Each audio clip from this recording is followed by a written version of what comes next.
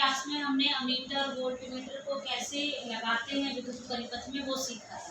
आज आपको थोड़े दिखाने के लिए इंस्ट्रूमेंट लाई हूँ। दो प्रकार के अमीटर और वोल्टमीटर होते हैं। जिस पर V बना है वो वोल्टमीटर है और जिस पर A बना है वो अमीटर है। ये DC मतलब डायरेक्ट करंट वाले हैं। थोड़ा सा चेंज होता है इनकी शेप में। अल्टरनेट करंट जो हमारे इस कमरे में लाइट आ रही है वो अल्टरनेट करंट है, उसकी आ रही है। तो उसके भी होते हैं वोल्टमीटर अमीटर। अभी हम बैटरी से कनेक्ट करेंगे, इसलिए DC डायरेक्ट करंट करेंगे। वोल्टमीटर आपको बता देते हैं इसमें पॉजिटिव और नेगेटिव साइन होता है। जब हम ओम्स का प्रैक्टिकल लैब में करेंगे अभी तो उसमें पता चल जाएगा हमको कैसे पॉजिटिव और नेगेटिव जोड़ा जाता है उस कनेक्शन के थ्रू बैटरी के हिसाब से। जैसे बैटरी का पॉजिटिव अमीटर के पॉजिटिव से जोड़ा जाता है। ये अमीटर है जिससे कि करंट नापा जाता है। जैसे ही बैटरी का स्विच, बैटरी से कनेक्शन होने के बाद स्विच ऑन करते हैं और करंट फ्लो होना शुरू करता है तो इसकी रीडिंग चेंज होती है। यहाँ से इसको तार को कस देते हैं, इस जगह से ये खुल जाता है और इसको फिर टाइट कर देते हैं फिटिंग करने के बाद।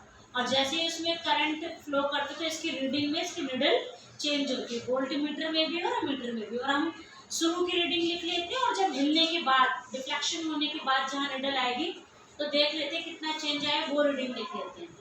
और बार बार रेजिस्टेंस को चेंज करते हैं। ये रियोस्टेट है जिसको प्रतिरोधिकता कहते हैं। रियोस्टेट इंग्लिश में रियोस्टेट कहते हैं, प्रतिरोधिकता।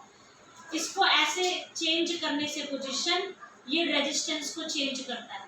तार के रेजिस्टेंस समझते हैं ना आप, जो अगर तार पतली होगी तो जल्दी गर्म होकर के मेल्ट हो जाएगी तो विरोध करेगा करंट का। तो एक तरीके से करंट को कंट्रोल करने के लिए और प्रतिरोधक माना कि रेजिस्टेंस को आर को चेंज करने के लिए ये इंस्ट्रूमेंट है, इसको प्रतिरोधिकता कहते हैं।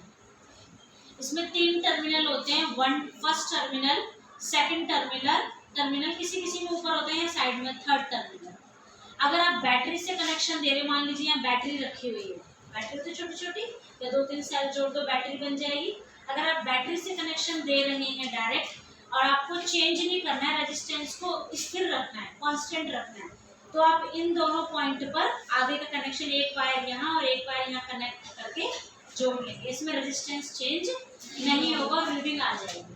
लेकिन आप चाहते हैं अभी रीडिंग ले ली, फिर थोड़ी देर में और रीडिंग चेंज हो, क्योंकि ग्राफ बनाना है। तो अगर करंट 1 था फिर चेंज हुआ, फिर वोल्टमीटर की रीडिंग चेंज हुई, फिर अमीटर की चेंज हो, तो एक फर्स्ट टर्मिनल पर तार लगाएंगे और एक थर्ड, इसको छोड़ देंगे, इस पर लगाएंगे। अभी ये टर्मिनल के पास है तो ये मैक्सिमम पोजीशन पर है, इधर लाएंगे तो मिनिमम कम पर होगा रेजिस्टेंस। और इस पे लिखा होता है, इस पे जो एम्पियर करंट है 1.4 का है और जो रेजिस्टेंस है वो मैक्सिमम 50 का है।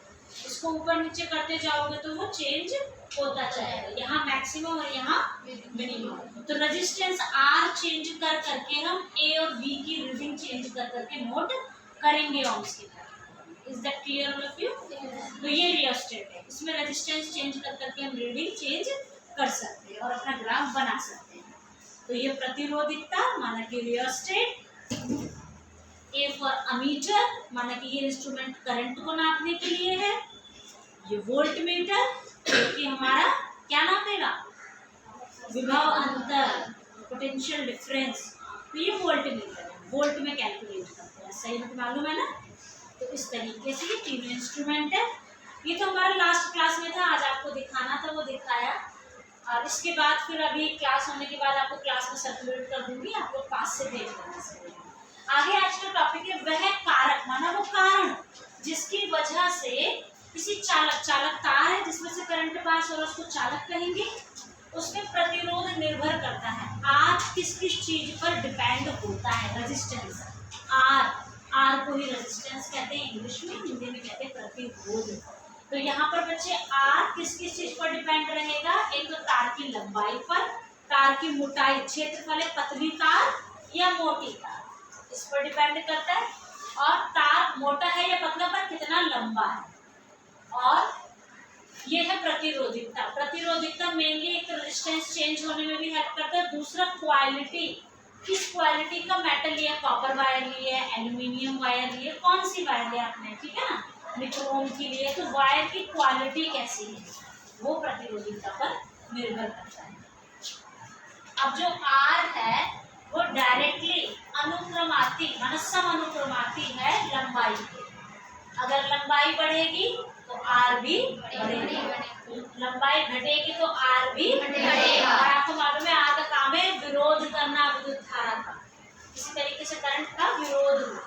और आर व्युत्क्रम अनुपाती है क्षेत्रफल ना, उल्टा प्रभाव।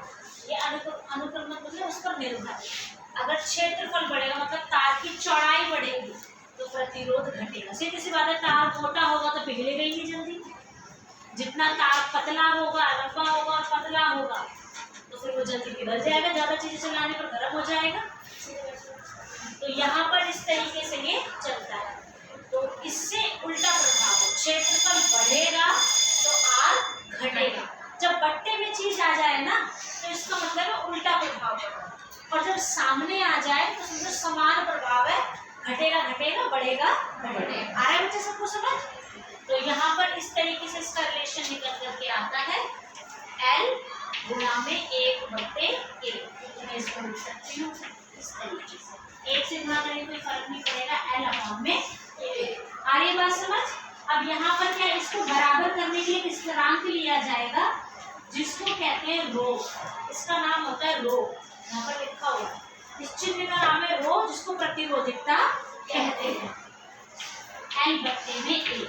अब आप यहाँ पर देख सकते हैं, ये तो स्थिरांक ले लिया। अगर पेपर में क्वालिटी से भी अपने वो टेबल पढ़ी थी, उसमें सबका प्रतिरोधिकता रो दे रखा था, वो वैल्यू आपको दी हुई होगी, वो रख देंगे। L दिया होगा, A दिया होगा, आप R निकालेंगे, या R दे रखा हो, रो दे रखा हो, L दे रखा हो तो A निकालेंगे।